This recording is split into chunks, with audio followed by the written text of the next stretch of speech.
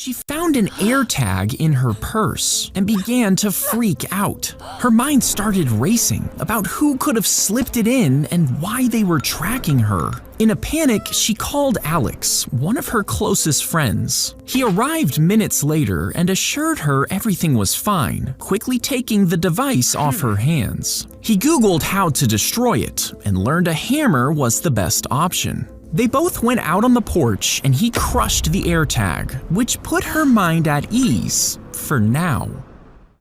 He smashed the AirTag and she felt relieved for a moment, but the worry lingered. Someone had slipped it in her purse. Someone was watching. Alex offered for her to spend the night at his place, and she agreed. She didn't want to be alone.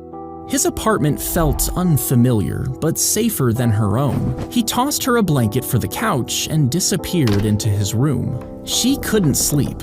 Every creak and noise made her skin crawl. She got up to use the bathroom, but as she walked down the hall, she noticed a room with a glowing red light bleeding from under the door.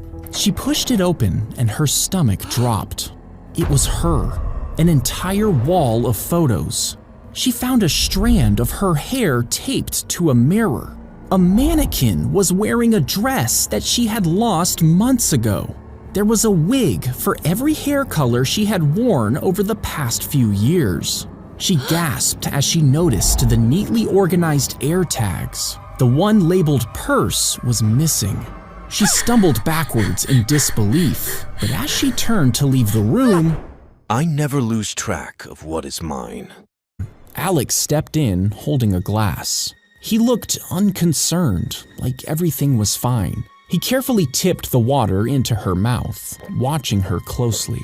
His expression shifted to something darker, more troubled. As he left, she knew she had to escape or something bad would happen. She tugged and twisted at the ties, desperate to loosen them before he returned. Meanwhile, Alex was fixating on a sharp knife resting on the countertop. His hands hovered over it, a conflicted look on his face. Finally, he picked it up with a heavy sigh, gripping it tightly.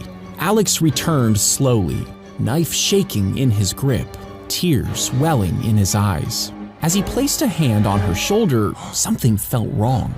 It was the mannequin.